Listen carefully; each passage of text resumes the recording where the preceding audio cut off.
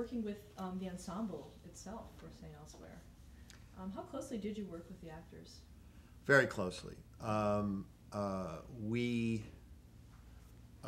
What happens in the course of doing a TV series is there's a moment where the actor and the character kind of become one. The traits of the actor become a part of the character, and the part of the character becomes the traits of the actor. And it's always fascinating to watch. You know, there's sometimes the good traits, and sometimes the bad traits. But it's a fascinating thing to be a part of, given the fact that you've created this character, and now somebody else is possessing it. And I'm a big believer of the fact that after a while, the actor knows the role better than I do.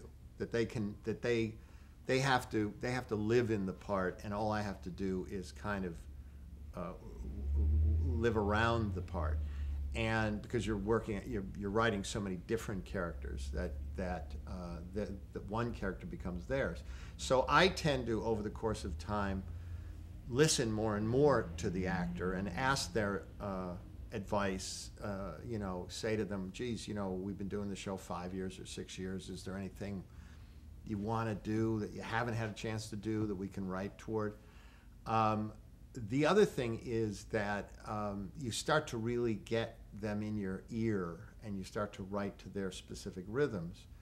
At one point, we wrote, John Macias and I wrote a scene for William Daniels and his wife, Bonnie Bartlett, who played his wife on the show as well as being his wife in real life. And we wrote this scene where they were having an argument. And you know, we published the script, and Bonnie came up to me on the set, and she goes, "Were you listening outside the window of our house about 3 days ago?" And I said, no. She goes, "Because this is a verbatim argument that Billy and I had." And she said, "We're sort of scared now that you guys are writing it so accurately." But that's what you do. You know, you get into that whole kind of community of creative people, and you just, if you're open to it and they're open to you, it becomes a really joyous experience working with the actors. I've been extraordinarily blessed with every series I've done to have just really generous and intelligent and inventive actors to work with on Oz, Homicide, St. Elsewhere. I mean, people who just are fearless. And every once in a while you get an actor who is like, "Well, you know, my character wouldn't do that," or "My public wouldn't want to see me doing that." And you go, "Wow, you know, that's a person who's not part of the ensemble. They're looking out for themselves." And so those kind of actors I tend to shy away from. But the actors who really are like, you know, one of the actors on Oz used to call it, we go over and play in Tom's playground. You know, we throw the ball around, and we, you know, and that's the way I like to think of it. That's what it should be. It should be a bunch of actors and writers and directors and crew people, you know, on a sandlot somewhere, you know, knocking the ball around and running the bases and, you know, tackling each other. What do you do to promote that? Well, I mean, personally, what I try to do is just be as available to the actors as possible to you know, because a lot of writers are. Because some writers tend to spend a lot of time by themselves, when they get into a public environment, they tend to be a little more defensive than we probably should be. And so when an actor comes to them and says, "Oh, I want to talk about this line," there's always, you know, your back gets up and you're like, "Why? What's wrong with the line?" You know. And what I've tried to do is not let my ego get that. You know, to go like, well, it's only a line. I mean, it's not like if I was Chekhov or Shakespeare, yeah, well, then I could say, how dare you come to me and want to change a line of mine? But the truth of it is, I probably wrote it very fast because we had to shoot the episode. So I'm not married to anything, that I've written. If there's a better way to do it, let's find a better way to do it. I would rather the actor come to me and say, can we talk about this line, than just start changing the lines on the set without me knowing about it. So I try to establish from the beginning a sense of, if you have any questions, you have any concerns, come to me. I always get scripts out a week ahead of time before the shoot, so people have time to read the script and to digest it. And then what I do is, as I've said, I go to the actors and I say, what haven't we written for you? What song haven't you sung? What dance haven't you danced? I mean, being on a TV series, a long-running TV series, can be the most wonderful thing, but it also creatively can suck the life out of you as a writer and as an actor. So, at one point, skipping ahead to Homicide for 1 second, Andre Brower and I were talking about Pembleton, and Andre said, I'm just so tired of him going into that interrogation room and always being right and always getting, he goes, I'm just tired of that. And so I said to him, well, we could give your character a stroke. And he went, oh, okay, let's do that. So we gave his character a stroke, and for an entire season, his story, we took the most articulate character we had on the show and made him the least articulate character, and then we followed his desperate need to get back into the box. So that's what you want to do when you have a great bunch of actors, is you want to say, what do you want to, how can we change this up so that I'm not bored writing it and you're not bored acting it? Well, with the stroke situation, did that just come to you right then, or? Yeah. You know where it came from? What popped into my head?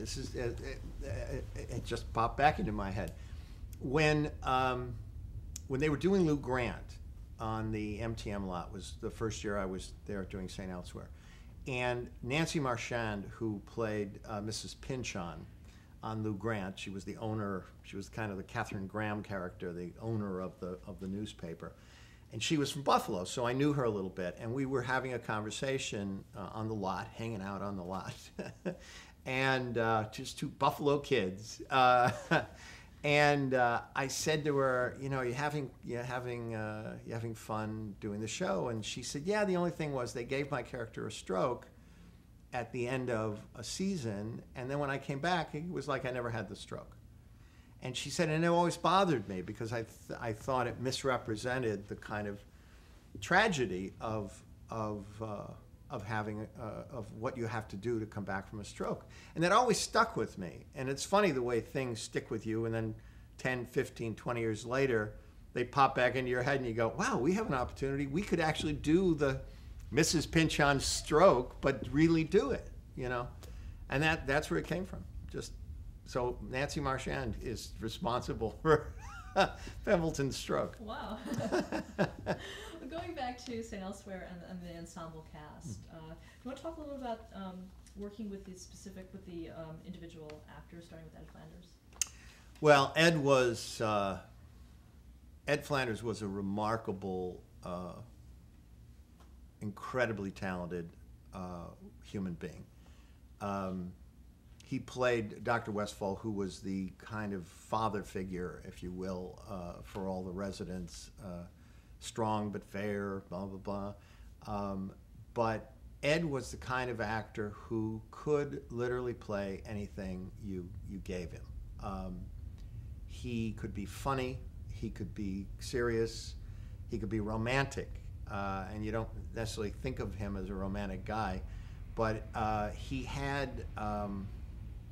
the other thing about him is he absolutely he's like Spencer Tracy was, a quintessential American male. You know what I mean? That kind of, he embodied what it is to be an American male. And it was a joy to write for him, absolute joy to write for him. You know, he had his own demons and he had his problems, and his death was very sad for all of us. But I consider, I mean, writing for him was one of the great privileges of my life, because he was the best. He was just the best. And what was great was William Daniels, who was also extraordinary.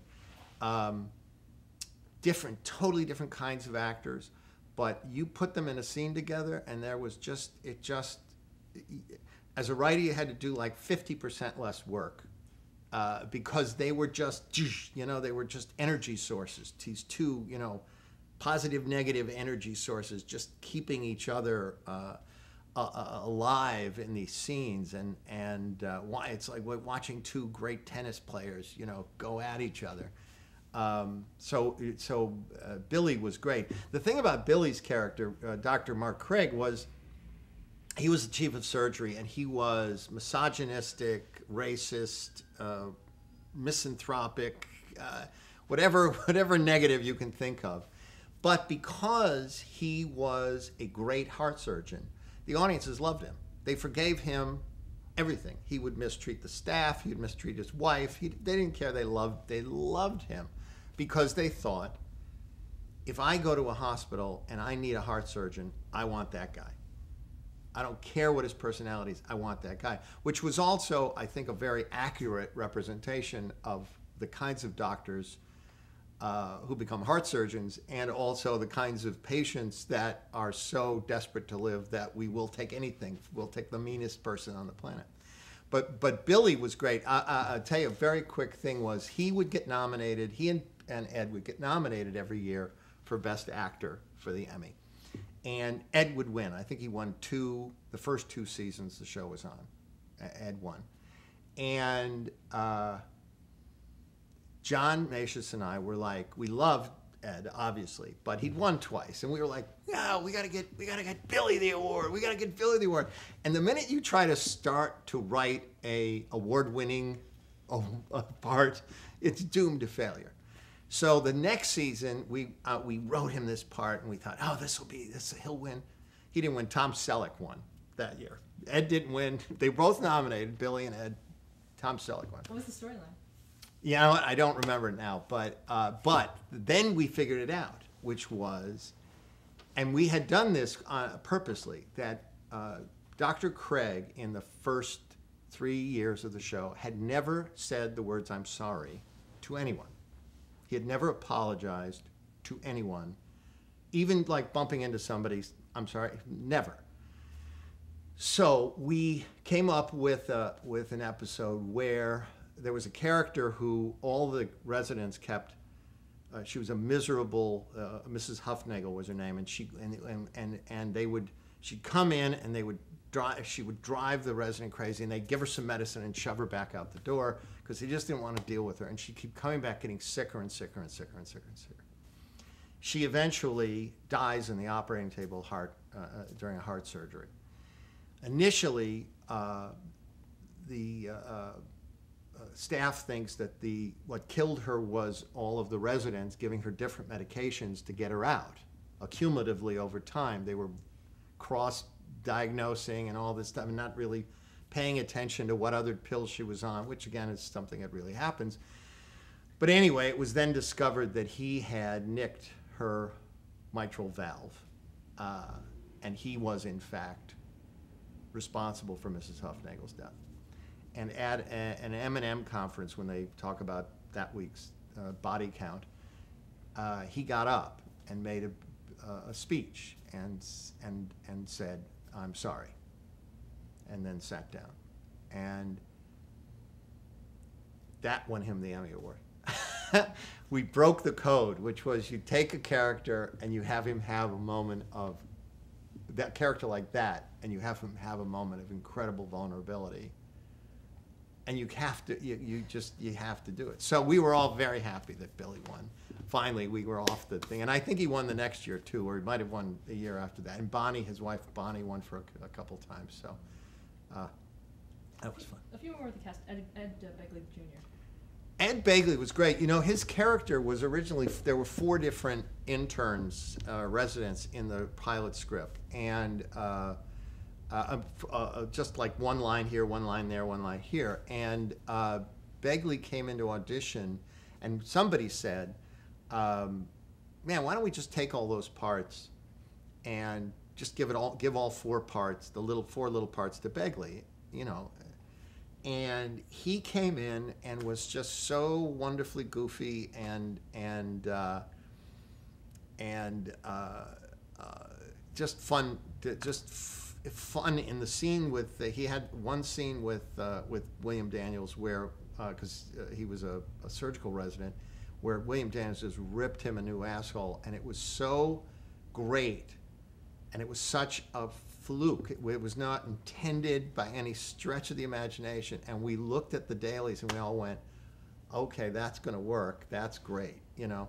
And Begley was extraordinary to work with, and he would organize like events, like roller skating parties and things, so that, you know, he was very big, like, come on, we're all going to go out together, you know. And he's a big environmentalist, which I admire so much. And he was doing it then. I mean, he's been an environmentalist 20 whatever years, however many years it's been. Because back then when he was talking about it, everybody else was like, yeah, Ed, yeah, the pollution, yeah, we know. And he proved to be prophetic. Denzel Washington. Denzel was a great mystery to me, because he would, some shows he would be extraordinary in, and some shows he seemed like he was bored out of his mind. And I don't know which ones, why, certain ones, maybe the subject matter, maybe he had a better story in one episode or he didn't. But when he was great, and he was always easy to work with. He just seemed bored most of the time that he was doing the show. But one of the things that Bruce was very good about was that when an actor came to Bruce and said, you know, I have an opportunity to do a movie, can you let me out for a little while? Bruce let Denzel out to do Cry Freedom, Glory, and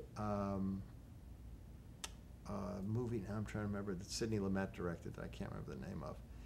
Anyway, while he was a regular on our show, he would go off and make these movies, and then he would come back and do the part again.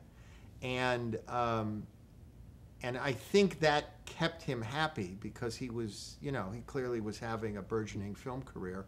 And he probably, I mean, you never know about these things, but he probably wouldn't have had the career he had after St. Elsewhere if Bruce hadn't been generous enough to let him out to make the movies he'd made. You know, a quick story too about for Cry Freedom, which was directed by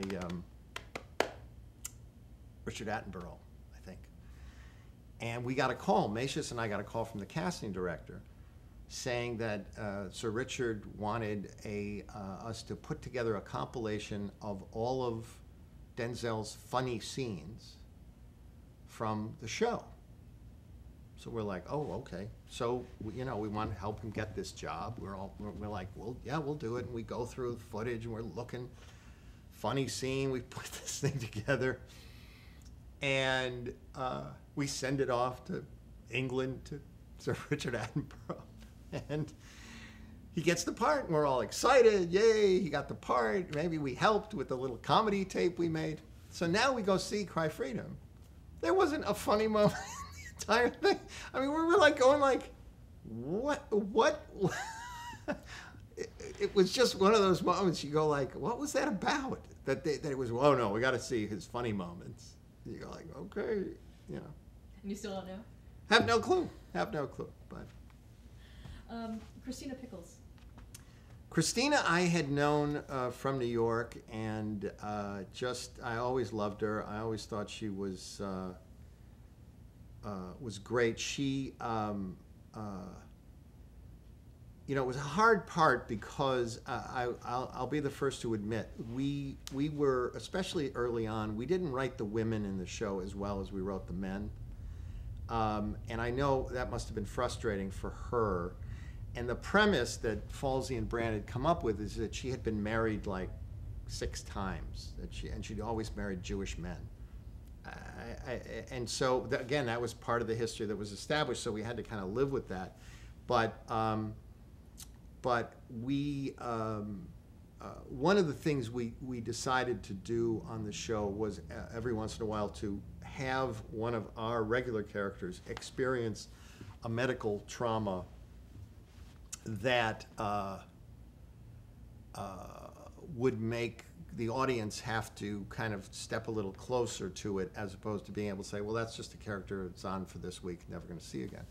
And when we gave her character breast cancer, we all became very kind of passionate about breast cancer and detection and you know, and back then it was, you know, it was about mastectomies, and so, you know, we wanted to write that story and again keep it alive for the course of the series, honestly, because we realized that if we were going to do something like breast cancer, we had to be true to the women who were suffering from it in the real world. And so that became a kind of like a thing for us, and Christina was great in those scenes. I mean, as she was in everything else, but that was her really, her acting chops were really were great. Howie Mandel. Howie was funny. He, you know, he had never acted before. He was a carpet salesman in Toronto, and had started doing stand-up. And I don't know who saw him, brought him in to audition for Bruce, and Bruce was like, all right, he's the guy. Now, what you should know is that when the pilot was originally shot, a different actor played that part. And they ended up recasting and bringing Howie in. And you know, Howie was just, what was wonderful about writing for him was that on the surface he was this kind of wacky guy, but you could write him serious stuff, and to be able to tap into that and really be able to go for it and say, okay, we're going to write him something it's really going to make him have to, you know, either he's going to have to step up to the plate, and he always did. He was great. Norman Lloyd. I love Norman. Norman was like having the history of theater, film, and television in one person, available 24 hours a day. He was like the living Google. He had worked in the theater with Orson Welles and Charles Laughton. He had worked in film with Alfred Hitchcock. He worked in television. He from the beginning of time. They recently had a retrospective of him, of his work, and someone found a kinescope of the first television show at the World's Fair in 1939, and it was no dialogue. There was no recorded. They lost the track, but there was Norman acting in a play from 1939, from like the first television show. I mean, the guy is just, it's extraordinary. It's extraordinary to have shared the period of time we did St. Elsewhere together, because he loved doing the show, and we had he and I had a lot of fun, because his character was supposed to be dead, because very early on he was diagnosed to have liver cancer, and he was supposed to be dead. And we all said, oh, we can't kill Norman. We love Norman. We eventually did, by the end of the series, kill him, because we were like, okay, we're going off the air. We might as well kill him. But it was he was just always game, always, you know, even though he was the oldest person on the show, he was the youngest person in spirit on the show. Mark Herman. Mark came in, I forget what season. We were looking for a guy to you know, a good-looking guy to add a little sizzle to our meal, and Mark came in, and he was just so your average Joe, you know, just so a regular guy, that it made a lot of sense for us to hire him, because we didn't want somebody who was going to be posturing or any of that kind of stuff. We wanted just somebody who was going to be like, I'm just who I am, and that's who Mark is. He's you know, we put his character through some rough stuff, so he always delivered for us. Did you ever take anything out of your own life for these stories? God, no, I'm trying to remember. Nothing comes to mind. A lot of relationship stuff, or not a lot, but some relationship stuff. But this is not really a good answer to your question. But John Macias and I were probably hypochondriacs, because whatever we were dealing with medically at the time on the show, we thought we had. You know, it was like, well, you know, the symptoms for this is, you know, cough and a bump here and a thing. I got a bump here. Wait a minute. I got a cough. Yeah. We actually did an entire episode about sleep and sleep deprivation and not being able to sleep because neither of us were sleeping.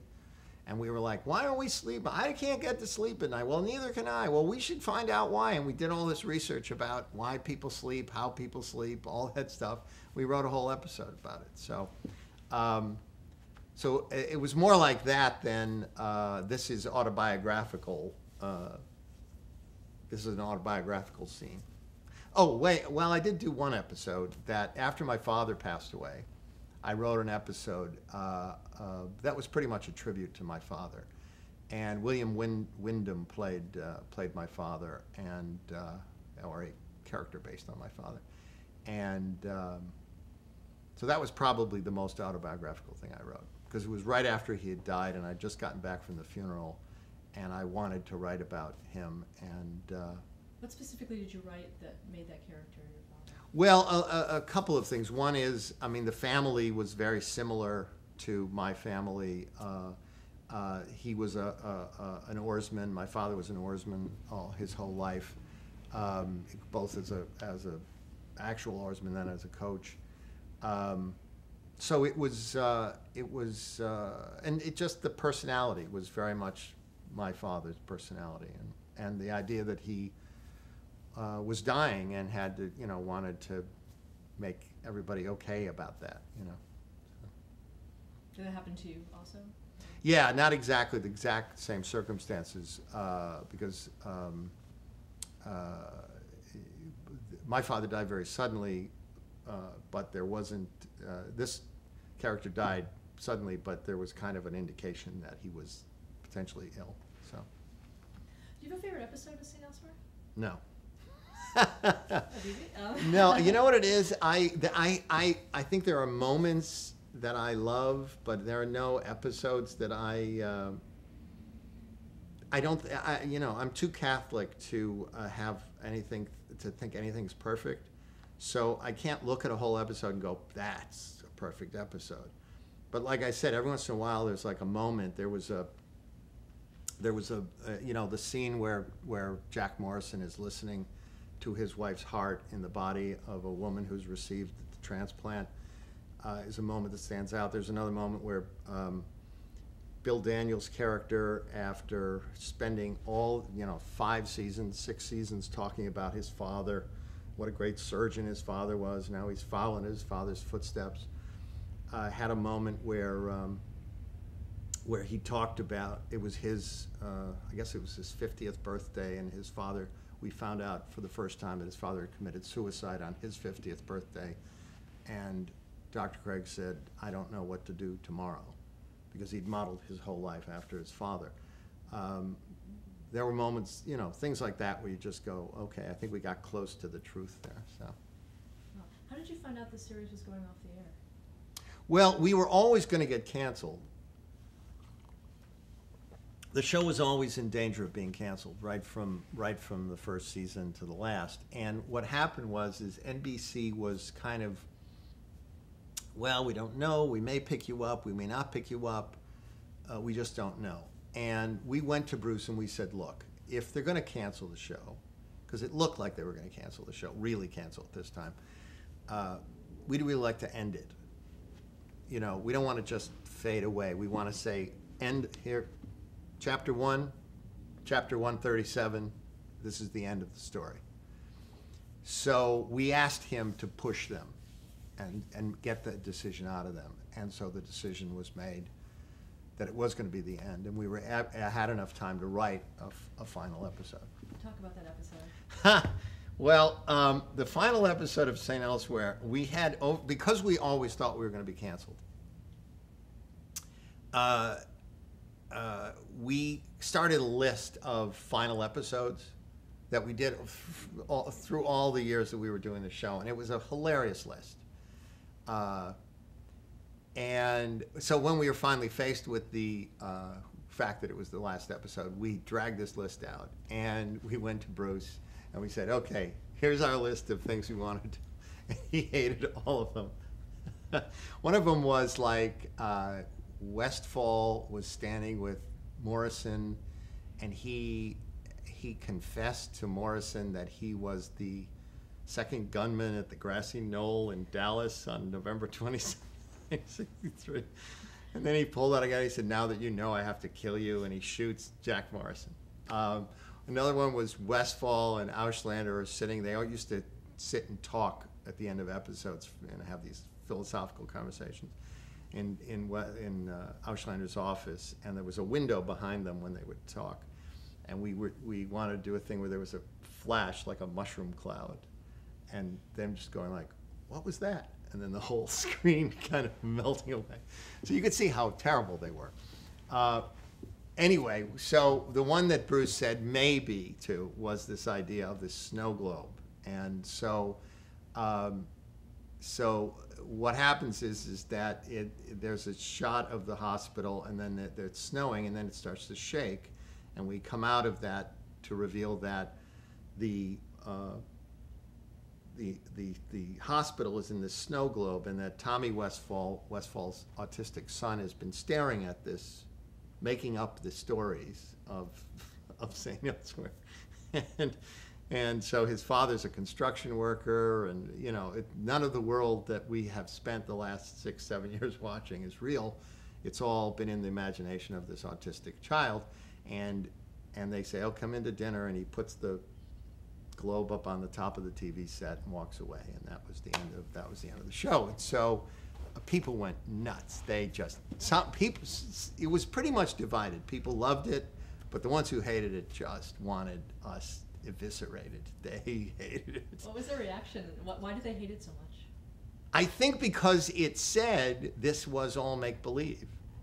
And people, when people are passionate about series, they actually want to believe that it's happening. They want to believe that it's true. They want to believe that that these characters that they've invested this time and passion in are real people and real friends of theirs. And so I think they felt betrayed by the fact that we had actually taken away the curtain and revealed the fact that it was just pretend, you know. Do you know how that moment came about? I mean, I know you said it was on the list, but where did that come from? You know what? I don't specifically remember. One of us must have had a snow globe one day and gone like, hey, look at that. Oh, you know, we can put the hospital in there. I actually still have it. It's right over there. I know, my jaw dropped when I saw it. Do you think that St. Elsewhere has a legacy in television?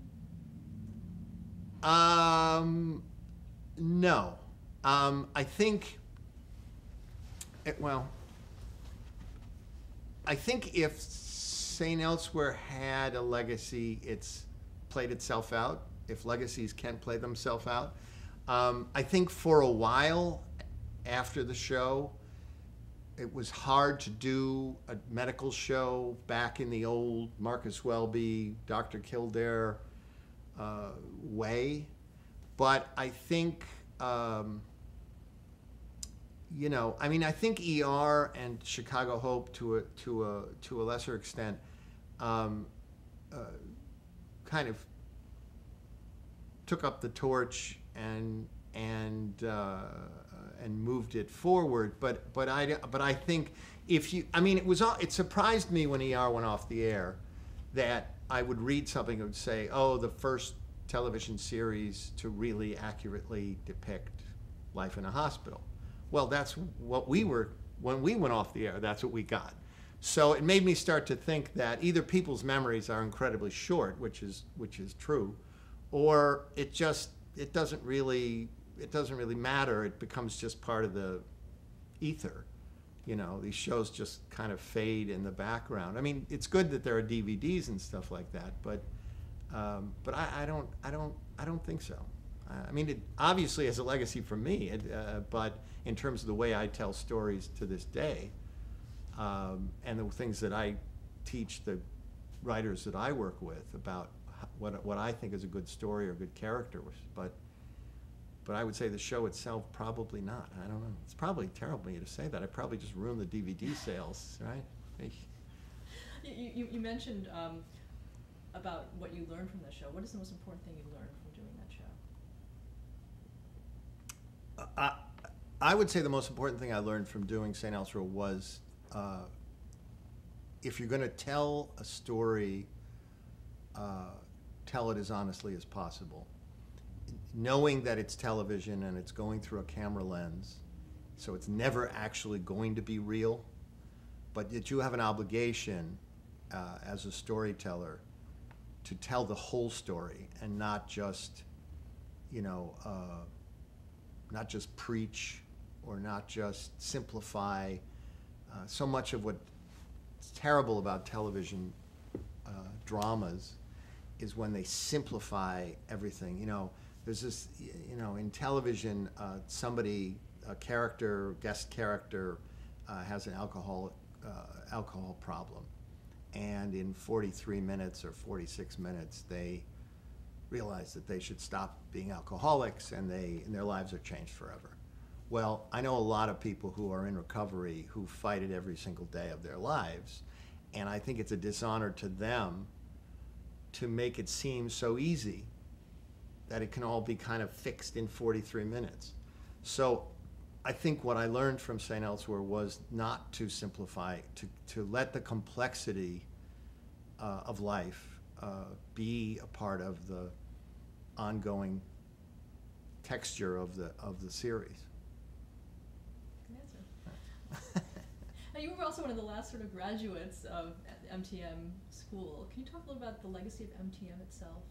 Well, you know, for me, talk about being lucky in the sense that I got delivered onto a campus where all of the bright kids were working, and so it wasn't just the people on St. Elsewhere. There was the Hill Street Blues guys, Jeff Lewis and David Milch and Tony Yurkovich. I mean, all the people that were kids when I was kids.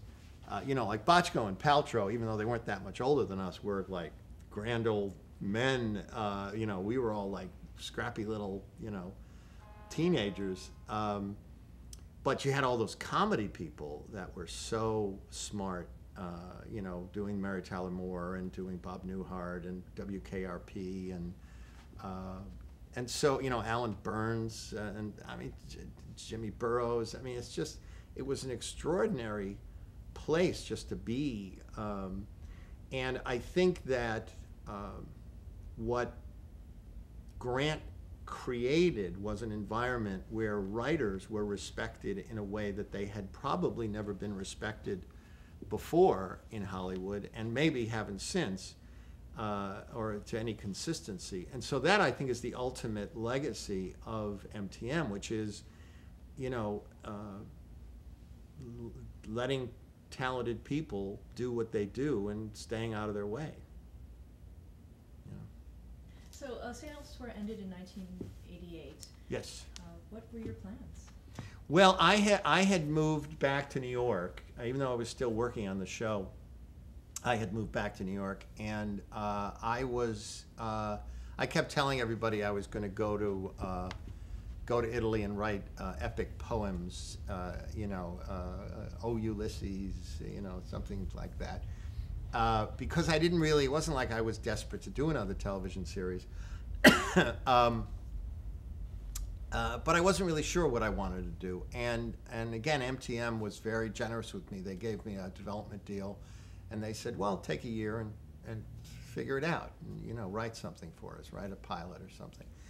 And Bruce and John Tinker and I had been playing around with this idea that Bruce had had many years before, and we developed this show, Tattingers. So we kind of went right from, I didn't have a year off. I sort of rolled right into Tattingers because we ended up the next season replacing St. Elsewhere in our time slot. We were on Wednesdays at 10 o'clock, which was an odd situation. But so I came back to New York, and at that time, NBC had not shot a series, a drama series in New York since like Naked City. So it was like a huge thing that we were shooting a series in New York. And now, unfortunately, the series didn't go, and so then we were just developing stuff. But I didn't really, you know, it's funny, I've never had much kind of clear ambition, like, oh, I want to have that by the time I'm 30, and I want to have that by the time I'm 40, and I want to have that by the time I'm 50. I've never really had that, so I'm much more of a, well, if they're going to pay me to write, I'll just keep writing. You know, it's a simple philosophy. I'm just so happy people want to pay me to write that I keep writing. Okay, so Tattingers didn't go. Right. So what were you? Did you have? How did Homicide: Life on the Street come about? Well, what happened was that we Bruce and John Tinker and I kept developing stuff, and some of it we made pilots, and some didn't get past pilot, but nothing got on the air. And eventually, Bruce decided, John moved back to LA, and Bruce decided he, you know, was going to start, that he had done enough TV and it was frustrating to him. So he was going to kind of relax and enjoy his children and his wife and travel and do all the things that he deserved to do. It wasn't that he got out of the business. He just was like, you know what, I'm not going to kill myself anymore. So I was kind of here going like, well, that's okay. So again, I'll be out of television. It's fine. I can live without being in television. And my agent called me and said that Barry Levinson was going to do a television series in Baltimore and a cop show in Baltimore, and would I be interested in meeting with him? And I said no. I said there's never going to be a better cop show than Hill Street Blues, and you know, and frankly, I don't know if I want to go to Baltimore, and you know, the whole thing seemed kind of, you know, and I still had this idea of going to Italy and writing a big poem. So anyway, my agent, being a good agent, pushed me, and I flew out to LA because Barry was shooting a movie in LA, and we sat and talked. And there was the book. David Simon had written this nonfiction book called Homicide: A Year on the Killing Streets, which I read on the plane and was just blown away by. And anyway, I sat down with Barry in between him shooting this movie, and he said, I want to do a cop show with no car chases and no gun battles. And I said, that's impossible. I'm yours. I'm there. Because it seemed like such a crazy, foolhardy idea that if you were going to do a cop show, how do you take all of the cliches that make a cop show interesting to watch and pick them out, and what do you put in their place? Well, I mean, he had an incredible vision of what the show would look like. The whole jump cutting and the whole, you know, it was all handheld camera, and the color was very faded, and so it was dirty, and it was rough, and it was raw, and it was, you know, because it was handheld, you know, we would light the stage, and the actors never knew who was going to be on camera. So they would block it, but then the camera would go this way or would go that way, and the next time it would go that way and then go this way. And so they were always had to be on their game. They always had to be acting, all the way. And so he had this kind of like different way to do a cop show, and so it allowed us to kind of play with the form. And the show was very unformulaic. Every week we just said, well, let's tell the story from whatever point of view we want to tell it. Maybe the murder happens at the beginning, maybe it doesn't happen until the end, maybe there's no murder, maybe there's 10 murders. Whatever it was, we decided we'd let the story dictate the rhythm of the writing, and so it was enormous fun for the writers. Because we could do anything we wanted. Did you get that autonomy from the network as well? No, they hated it. They hated the style. They hated the way it was shot. They hated the fact that some of the murders didn't get solved. Most of the murders didn't get solved. That it was young black kid getting shot for drugs. They were looking for where's the dowager with the tiara, murdered by the butler in the pantry. They pretty much hated everything we were doing. What kept it on? I think the critical acclaim it received, it was such positive acclaim, and I think as often happens, they didn't have anything else right at that moment in time, so they picked up the show.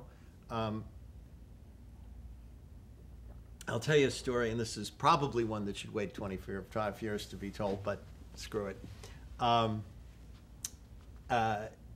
The end of the first season, we did 9 episodes the first season, and because it was a mid-season show. And NBC was incredibly disappointed in our numbers, and they didn't like the way it looked, and they didn't like anything about it. And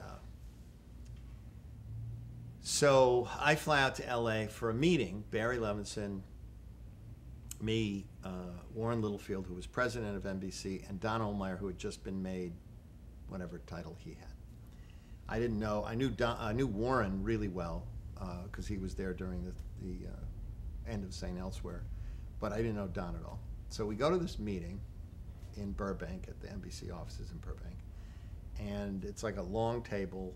And I'm on one side, and Barry's on the other, and Don's on one end, and Warren's on the other, and they start lecturing us about. Warren starts lecturing us about what a drama series is, and I mean really like lecturing us, like how to do it, because clearly we didn't know how to do it. And Barry was sat staring. He had his sunglasses on. He was staring straight at me. I was opposite him. Never looked at Warren, never looked at Don. And Warren finished. Don said a couple things. Barry now said a little bit like, well, if that's what you want, you should get somebody else to do it. The meeting was a disaster. I mean, as bad a meeting as I've ever been in my entire career. Barry and I leave, we get in the cars. Oh, Barry's agent was there too, sitting in the background. And we walked out of the building, and Barry's agent said, well, that's the end of that show. So I get in the car and I drive back toward my hotel. And it's really pissing me off that the show's going to go away because I really liked doing the show. So I call Don Ohlmeyer, who, as I said, I didn't know. And I said, Don, that meeting didn't go very well. And he goes, you think? And I go, can I come back and maybe just you and I could have a conversation? And he said, where are you? Where are you staying? And I told him the hotel. And he said, I have to drive right by there to pick up my kids. I'll stop by there and we'll have a drink in the bar. And he gives me a time. And I go, great, that'd be great. We go down to the bar. And now I like to drink. Don liked to drink. He's since in recovery. And by the time I get to the bar, he's already had at least one vodka. So I order bourbon. I drink my bourbon. He orders another vodka. I drink bourbon. He's drinking vodka. I'm drinking bourbon. We're getting slowly smashed out of our minds. Okay. And he says, after when we're talking about the show and thing, and he finally says, "All right, I'll pick up the show. 6 episodes. I'll pick it up for 6 episodes." And he slides off the stool, and he's like, "All right, I got to get my car and drive home." And I go, "Oh my God, he's going to get killed. He's going to get killed driving drunk." And I have no proof that he picked up the 6 episodes. What am I going to do? What am I going to do? Anyway, fortunately, thank God, and he made it home. Not just so I got the 6 episodes, because I like Don a lot, and he's a good man. But that was how desperate I was. I was willing to get the chairman of the board of NBC bombed in order to get the show picked up, which we did. And then we did the 6th episode, and that's the season we did the one with Robin Williams, where he made his dramatic debut, and the show started to do a little better. So then they started to pick it up, but they never really liked it.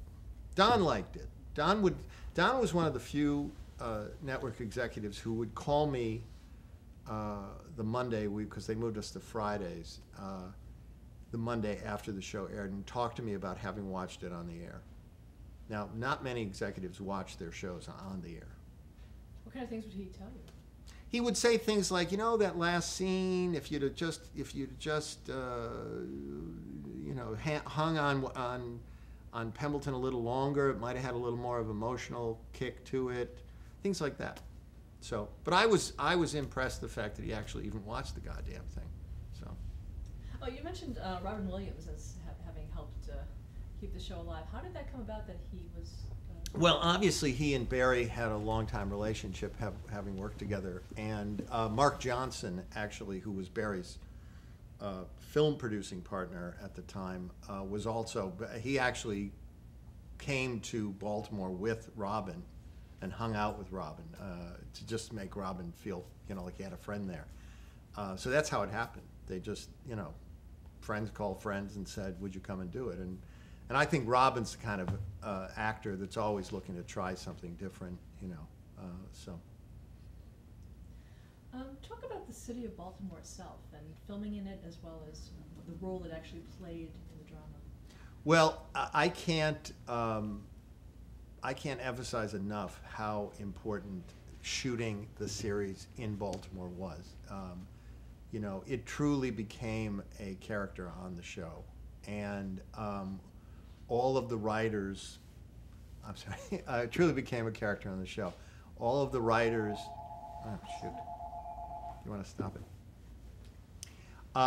Baltimore really was a character on the show, in the sense of that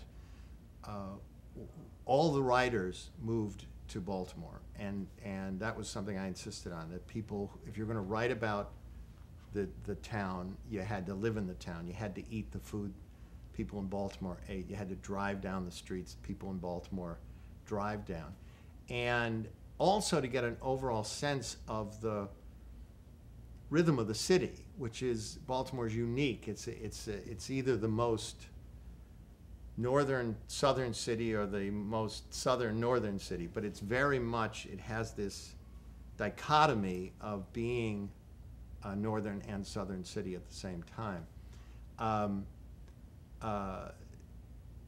So it was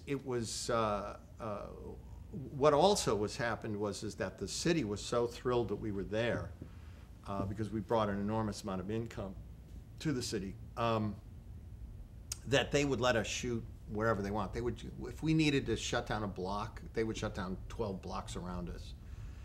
They were, they were so protective of us, and we were shooting, in some pretty dangerous neighborhoods, because we weren't doing a travel film. We were doing a story about murder and death and crime. So. Was the city okay with that, with showing that side of their city? I think there were people who had a problem with it, but when we first got to Baltimore, I heard a statistic, which was that a young black male had less of a chance of surviving to his 20th birthday in Baltimore than if he had been on the invasion of Normandy. So, I mean, that tells you how dangerous the city was at the time. I think it's improved significantly since then, but they had a lot of problems. And the thing about it, though, was the more specific we got about Baltimore, the more I think it spoke about all cities in the United States. And because all cities were facing the same kinds of problems that Baltimore was facing at the time. So I don't think we were singling Baltimore out as, well, this is a place to stay away from. Certainly somebody from New York can't say, well, you know, ooh, I can't live in Baltimore. It's too dangerous. But anyway. Did you have any specific response from the African-American community? No, I mean, people were fairly excited that we were there and that we were telling the stories honestly, you know. I think it helped that David's book had truly spoken to the people in Baltimore in the sense of that he was truly representing what was right and what was wrong with their lives. You know, David's writing back then when he was a journalist, and obviously to today, is just so forthright in its honesty that you have to respect it because he doesn't pull any punches. Now, did David Simon work directly on the series? Well, he didn't initially. And in fact, initially he was kind of a pain in the ass because I would, just as a courtesy, I would send him the scripts and he would send the stupidest notes about, well, you know, Barclay Street is a left-hand turn and you have it as a right-hand turn. Like, yeah, okay, great. But what happened was he got downsized from the Baltimore Sun, and he came to me and he said, you know, I'd like a chance at writing the show. And I said, okay, you know, because my instincts were anybody who could write the book could write the series. And obviously he was great at it. So. Were there specific things that he contributed? Well, you know, he has a real ear for the Baltimore dialect and the slang and all that stuff. But he also loves the whole kind of police politics, city politics, which I didn't have any clue about. So. Did you feel comfortable writing for this? I mean, was this so different than? Yeah, no, I you know, it's character stuff. I mean, my whole thing is if you start with characters and then you put them in an environment, it doesn't matter what environment they're in. If you've got good characters, they can be doctors or they can be lawyers or they can be cops, you know. They can be prisoners. They can even be philanthropists. So yeah, no, I never had any. I had never had any problem. I loved writing Homicide. It was a ball again because we kind of reinvented the show every week. We were very. You know, it always drove when we did those crossovers with Law and Order. It would drive Dick and Ed Sheeran crazy because their shows, and I love Law and Order, very, you know, conscientious about the law. And we were always like, yeah, the law gets in the way of the drama. We don't really care. And it would make them nuts because we'd be just like, yeah, well, we'll see if we do that, and we may not want to do that. So. How did those come about? The crossovers. We were at a party, Dick and I and Barry and Warren Littlefield were sitting at a table at a restaurant that I owned that NBC was throwing a party at, and they were holding it at a restaurant I owned. And we were sitting there, and I always like to say that the waiter came up with the idea. Because since then, everybody else who was at that table says it was their idea. So I just say the waiter saw us and said, you guys ought to do a show together, a crossover thing. So that's the myth I want to perpetuate. Okay, let's stop there to change the tape. Yeah.